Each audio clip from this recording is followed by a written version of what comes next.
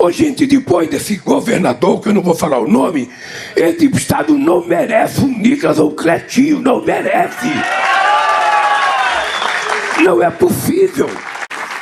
Eu considero que aqueles que negaram a ciência, que negaram a justiça eleitoral, que negaram as urnas, que não reconheceram o resultado, que queriam implantar uma ditadura no Brasil, encontraram no meio do caminho alguém que foi capaz de preservar a democracia, que foi o presidente Lula, mas também encontrou a institucionalidade da presidência do Senado e da presidência do Congresso Nacional, que em hora nenhuma, em tempo algum, permitiu que esse movimento antidemocrático pudesse avançar no nosso país.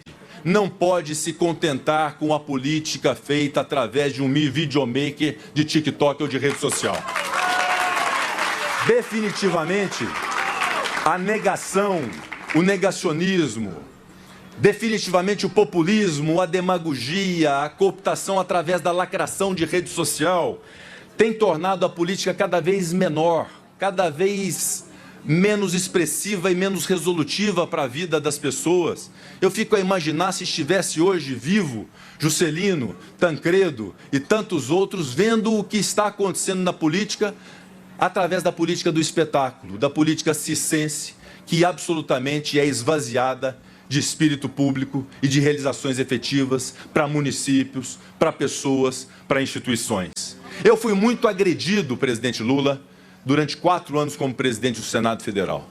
Eu nunca imaginei que aquela cadeira tivesse também essa característica. Eu sabia da responsabilidade dela, eu sabia da necessidade de cumprirmos a liturgia, de defendermos uma casa de 200 anos de história, do meu compromisso com os princípios constitucionais, mas não imaginava que pudesse ser tão atacado, tão ofendido, a ponto até de ameaças serem desferidas a mim, a minha família, as pessoas próximas.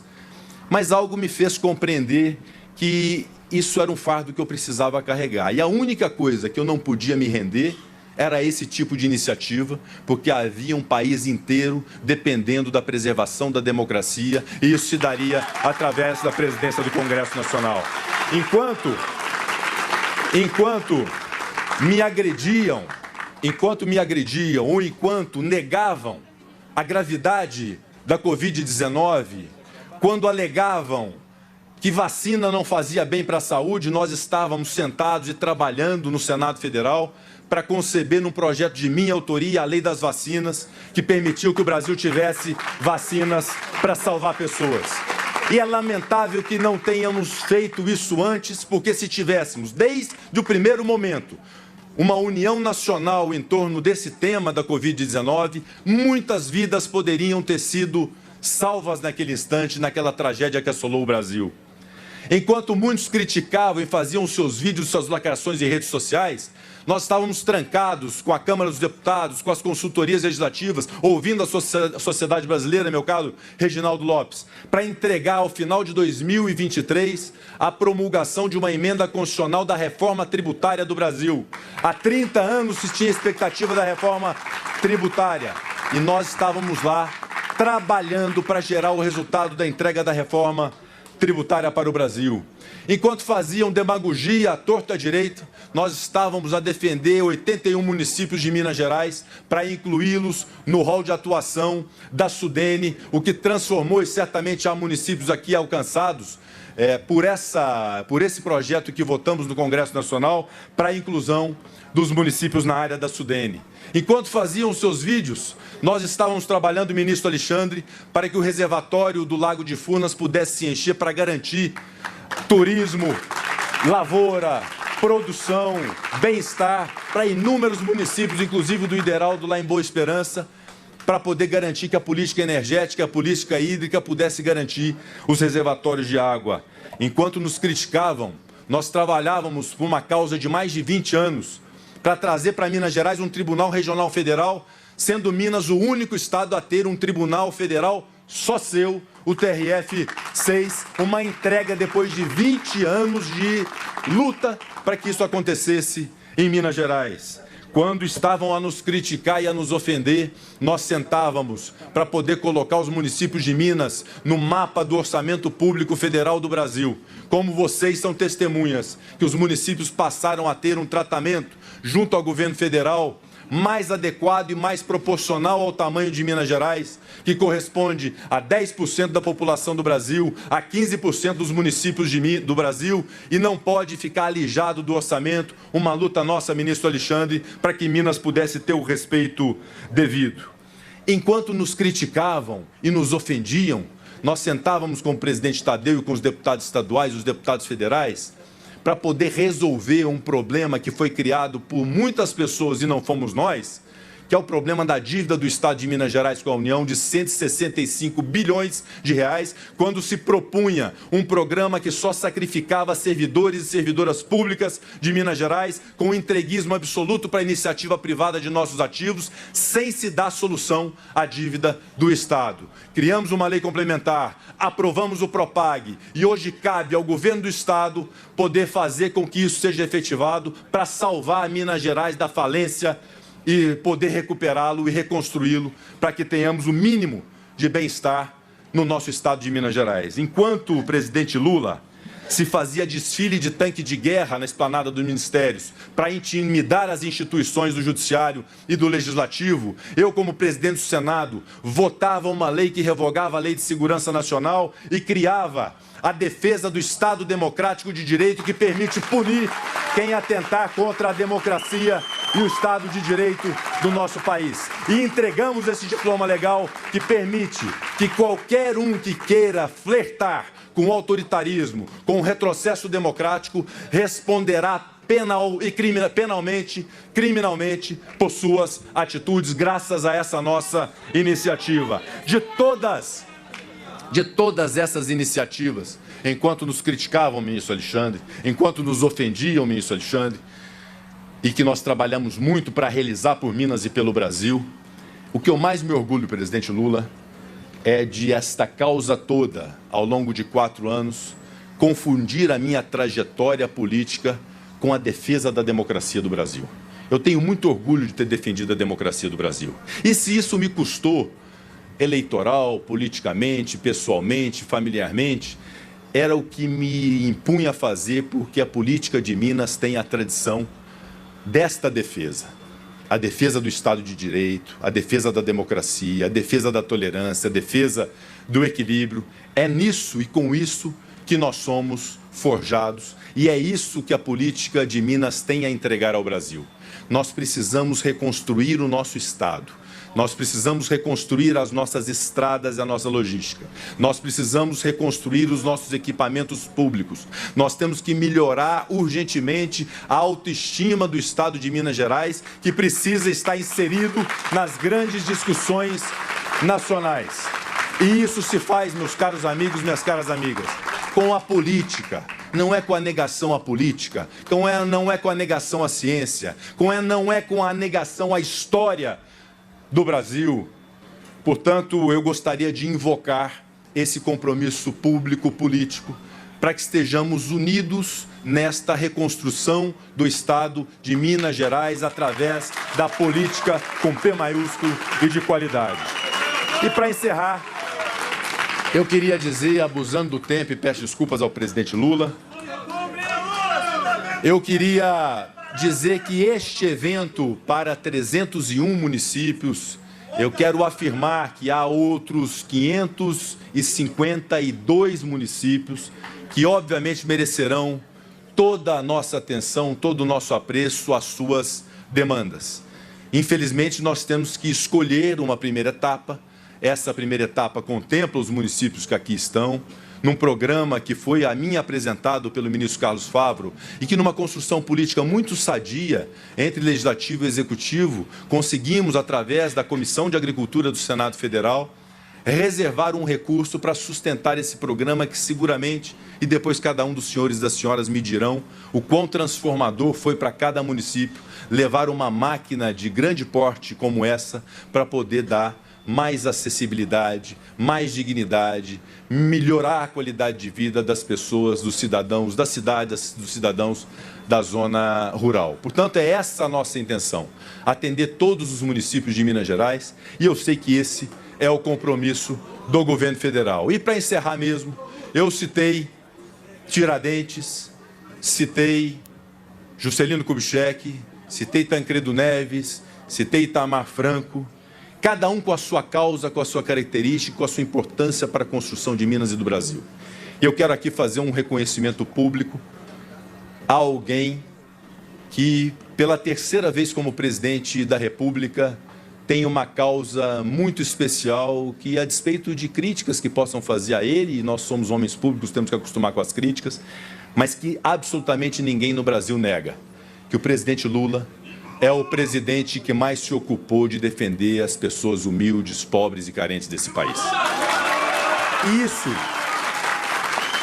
Isso faz dele, não só pelo terceiro mandato, alguém muito especial, que nos confere, meu caro ministro Alexandre, meu caro ministro Fávaro, Paulo Teixeira. O Paulo já é mais antigo, amigo do presidente Lula, mas para nós que o conhecemos mais recentemente, é realmente para nós um grande privilégio poder conviver e ter participado de parte da trajetória política do presidente Lula. Eu não o conhecia, eu o conheci na campanha de 2022, quando ele me visitou gentilmente na residência oficial do Senado. Naquele momento me confortou muito, porque eram muitas as agressões naquele instante, e depois nós descobrimos que, para além de agressões verbais, eram também agressões preocupantes, e o presidente Lula me deu uma palavra de conforto, e ao vencer as eleições eu tive muito orgulho de ser o presidente do Congresso Nacional que deu posse, no dia 1º de janeiro de 2023, a Luiz Inácio Lula da Silva como presidente da República. Eu tenho muito orgulho dessa defesa, como orgulho tenho de poder ser representante no Senado Federal desse povo maravilhoso, desse estado grandioso chamado Minas Gerais. Muito obrigado.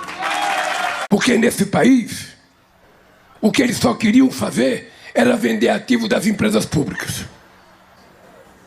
Era fazer o que fizeram com a Eletrobras. Era tentar privatizar a Petrobras, como fizeram com a BR. E hoje a gente quer entregar gás de graça para o povo e a gente não tem mais a BR para entregar. Então, companheiros, é o seguinte, eu sou de muita sorte. Eu vou entregar esse país outra vez. Eu vou entregar esse país outra vez, surpreendendo o mundo. O mundo imaginava que a gente fosse crescer 0,8%, a gente cresceu 3,2%. O ano passado, o mundo imaginava que a gente ia crescer 1%, a gente cresceu 3,4%. A indústria brasileira, que fazia décadas que não crescia, cresceu 3,4% no ano passado. E a agricultura esse ano vai bater recorde. Pergunta para o Fávaro quantos mercados nós abrimos em 2 anos. 400 novos mercados para os produtos brasileiros foram abertos. Ou seja, esse país pode tranquilamente dar certo. Não é complicado governar o país. Às vezes a gente se canta mais, porque como a gente tem pouco deputado, precisa conversar muito. Conversa muito. O Pacheco, de vez em quando, oferecia uma cachaçinha para a gente poder fazer um bom acordo. Vamos fazer acordo.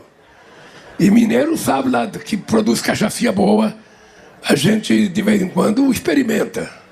Lamento que vocês não trouxeram. Vieram receber máquina que nenhum trouxe.